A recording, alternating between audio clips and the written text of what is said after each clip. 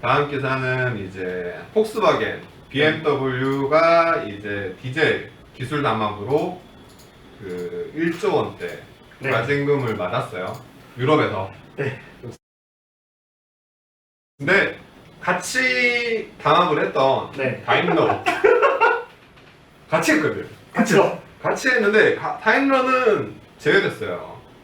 다임러를 왜 제외했냐고 알고 보니까 얘네가 내부 고발을 한 거더라고요. 네. 일름 보네. 네. 그래서 달러가 일렀습니다. 이런 이 독3사, 우리가 흔히 독3사라고 말하는 폭스바겐 그룹, BMW 그룹, 다임러 그룹, 네. 벤츠죠. 네. 벤츠가 이렇게 같이 디젤 기술, 요소수의 용량을 좀 제한하고 뭐 부품 값을 좀 줄이려는 그런 담합을 했는데 여기서 이제 뭐 몇 년 동안 사실 좀 제 생각은 뭐 흔히 속된 말로 빨아먹을 때 빨아먹었어. 아, 디젤 기술에 대해서. 디젤 기술로 가지고 빨아먹을 건 빨아먹고 이제 뭐 전기차니 플러그인 하이브리드니 넘어가는 요 시점에서 이제 다임러가 쓱 먼저 선빵을 날린 게 아닌가. 진짜. 네. 라고 저는 뭐 네. 그냥 평가를 하지만 물론 그 이 수산 자체는 그 이전부터 있긴 했어요. 네. 이전부터 있긴 했는데 하긴 하는데 요런 경우가 종종 있긴 하죠. 그렇죠. 이제 뭐 이게 자동차 산업뿐만이 아니라 그냥 우리나라에서도 뭐 그 담합행위라든지 이런 거를 적발하는 방식이 대부분 누군가 한 명이 이제 고발하는 형태가 대부분이 많다고 들었어요. 네, 그런 불공정 거래 행위라든지 이런 기술 담합이라든지. 근데 이제 이게 되게 흥미로웠던 게 대부분 이제 담합행위라든지 카르텔을 형성하는 건 이제 특정 업체와의 커넥션을 형성을 하거나 아니면은 뭐 우리 가격 더 이상 인상하지 요만큼씩 같이 올리자, 같이 내리자 이렇게 해서 경쟁을 저해하는 건데 이번에 적발된 건 되게 이례적인 게 이 기술을 쓰지 말자라고 묶었다는 거에서 상당히 이례적인 거죠. 유럽연합에서도 좀 경쟁을 막는 게 아니라 뭐 이 기술을 쓰지 말자 해가지고 카르텔을 형성한 것도 처음이라고 발표를 했습니다. 저는 조금 다른 얘기인데 이게 지금 과징금 규모를 보면은 폭스바겐 그룹이 한 6,800억 원, BMW 그룹이 5천억 원 정도 되거든요. 근데 다임러는 완전히 면제를 해줬다는 점에서 이런 면허는 좀 화끈하네요. 보상이 이게, 불가피하다. 네. 한 1,000억 원, 2천억 원 이렇게 깎아주는 게 아니라 면제. 아예 면제를 해줬다는 점에서 좀 굉장히 앞으로 화끈하네요. 많이 고발을 해라. 그러니까 앞으로 왠지 이런 일이 유럽에서는 좀 더 비일비재하게 될 것 같습니다. 이따가 몇 개 더 꺼내는 거 아니야? 조금 더 꺼내지 네. 않을까. 네. 그걸 좀 유도한 건지는 모르겠는데 되게 화끈하네요. 네. 권정 기자는 뭐 따로 할 말 있습니다. 보면서 문득 든 생각인데 벤츠는 이제 디젤에 대한 미련이 없구나 약간 요 생각. 디젤에. 아직까지 폭스바겐이나 뭐 BMW는 디젤 라인업을 많이 팔고 있긴 한데 뭐 벤츠도 디젤 모델이 주력 차량마다 있긴 합니다만 그래도 가솔린을 좀 더 밀려내려고 아니면 뭐 전동화를 빨리 하려고 이렇게 선수 친 게 아닌가 그런 생각이 듭니다. 하긴 최근에 보면 신차 라인업들 보면 EQ 시리즈가 벤츠가 제일 빨리 많이 나오긴 해요. 플러그인 라인업은 지금 네. 우리나라에서 제일 많죠. 네. 플러그인 하이브리드부터 시작해서 전기차도 그렇고 저는 뭐 요거와 조금 연관이 있는데 좀 다른 이야기를 하고 싶으면 폭스바겐, BMW, 다임러의 그 잘못, 담합 뭐 이런 것뿐만 아니라 이게 보다 보면 부품 업체들이 엮여 있을 수밖에 없어요. 뭐 보쉬. 우리가 흔히 하는 거의 원티어, 1티어급의 네. 최정상급의 자동차 부품 업체들이 뭐 ZF든 보쉬든 보면 독일에 있는 회사들이 굉장히 많은데 이들도 엮여 있단 말이에요. 분명히. 왜냐면 이 사람들이 만들어서 납품을 하는 거니까. 디젤 게이트 때도 사실 폭스바겐 디젤 게이트 때도 제일 큰 역할을 했던 게 보쉬였고 하기 때문에 그거에 대한 내용이 조금 뭐 발표되거나 이런 게 없어서 그런 내용도 좀 나중에 나오거나 발표가 되면 저희가 좀 다루도록 하겠습니다. 네. 다음 기사는 이제 벤츠 EQA 네.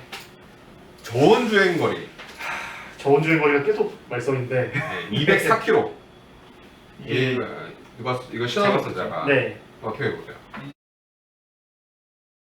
일단은 간단하게 짚고 넘어가자면은 EQA의 상온 주행 거리는 302.8km 인데 이것도 짧다고 욕을 먹었어요. 300km인데도 네, 300km 초반도 짧다고 욕을 먹었어요. 왜냐하면 비슷한 아이오닉 같은 경우에는 뭐 400km 왔다 갔다 하니까. 근데 저온 주행 거리가 204.2km로 인증을 받았습니다. 200km면 이게 이거보다 짧은 차가 거의 푸조 이런 친구들밖에 없어요. 보조금도 깎였죠. 보조금도 최대가 800만 원인데 618만 원이 나왔습니다. 아 일부러 EQA가 또 그 보조금을 맞추려고 5,900만 원대로 나왔거든요. 보조금을 많이 받으려고. 6천만 원 이하에서는 보조금을 다 받을 수 있지만 이 상온 주행 거리와 저온 주행 거리 간의 격차가 심하게 발생을 하면 또 보조금 일부가 제외되기 때문에 이 두 가지 조건이 다 맞아야 되는데 일단 뭐 금액적으로는 6천만 원 이하를 맞췄지만 저온 주행 거리가 워낙 짧다 보니까 문제가 좀 됐는데 EQA 전에도 그랬잖아요. 그렇죠. EQA도 짧다고 욕을 먹는데 사실 이거는 메르세데스 벤츠의 첫 전기차인 EQC 국내 출시 당시에도 비슷한 일이 있었습니다. EQC가 국내 출시됐을 때 상온 주행 거리는 309km로 EQA랑 비슷한 수준이었는데 저온 주행 거리가 그 당시에 171.7km로 인증을 받았어요. 말도 안 되게 짧았었죠. 진짜 말도 안 되는 거거든요. 거의 반이 네. 안 됐죠. 반 조금 넘었죠. 55.6%밖에 안 돼가지고. 그렇죠. 뭐 이 당시에는 그 6천만 원 미만, 뭐 9천만 원 이상 이런 보조금 제한이 없어가지고 아예 그냥 보조금 자체가 보조금을 신청할 수 있었는데 이것 때문에 안 한 게 아니냐 이런 아. 얘기까지 돌았거든요. 그래놓고 할인을 해주긴 했어요. 그쵸. 프로모션으로.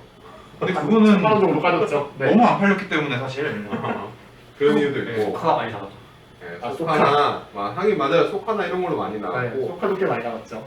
이 전기차 기술에 대해서 이 벤츠의 전기차 기술에 사람들이 이 약간의 의심을 하기 시작했어요. 그렇죠. 의심을 다들 뭐 BMW는 사실 좀 약간 i3를 가지고 미리 했던 것도 있지만 지금 그 이후 후속 순수 전기차 모델이 텀이 있다 보니까 BMW의 새로운 순수 전기차에 대한 기대감은 좀 점점 아직 유지되고 있는데 벤츠는 EQC, EQA, EQS도 있긴 하지만 약간 물음표가 붙는 것 같아요. 그리고 벤츠가 곧 출시할 EQS 같은 경우에는 자기들이 주행거리 800km 이상을 확보했다고 얘기를 했거든요. WLTP 기준으로 800이니까. 근데 이 모양인데 800km가 가능하겠냐는 거야 사람들은. 겨울 심지어 또 연말에 나오기로 했잖아요. 이렇게 네, 얼마 안 남았어요. 시승에서 어떻게 하려고? 그리고 아까 뭐 말한 유럽 기준, 미국 기준, 한국 기준 이 전기차 주행거리 기준 세 군데를 보면 유럽이나 미국에 비해서 한국이 제일 엄격해요. 그쵸. 그러니까 한국에서 전기차 주행거리가 실주행거리랑 가장 흡사하다 일반 주행을 했을 때라는 평가를 받을 정도로 유럽에서 뭐 400km, 500km 봤는데 우리나라 들어와서 뭐 300km, 350km 미국에서 400km 넘는데 우리나라 들어와서 뭐 300km 이렇게 되는 경우가 되게 흔하기 때문에 저는 이걸 뭐 딱히 좀 벤츠 코리아에서 준비를 안 하는 건지 혹은 뭐 벤츠 글로벌에서 봤을 때 이걸 너무 좀 쉽게 보는 건지 좀 모르겠어요. 벤츠가 항상 이야기하는 게 대한민국 시장이 굉장히 중요하다. 그렇죠. 네. 항상 이게. 늘 중요하다고 하죠. 늘상 얘기해 늘상. 본사에서 온 사람들이 항상 그래. S클래스가 뭐 전 세계 3위, 4위, E클래스 3위, 4위 시장인데 인구에 비하면 엄청난 거죠. 글로벌 시장에서 중국, 미국 빼고 5천만 인구에서 이렇게 많이 파는 나라인데 네. 중요하다 말은 하는데 말은 중요하다 하면서 실제로 한국 시장에 대한 인증 문제나 이런 거에 대해서 신경을 별로 안 쓰는 것 같아요. 그냥. 그리고 한국 전기차 인증 까다로운 게 사실 어제 오늘 일이 아니거든요.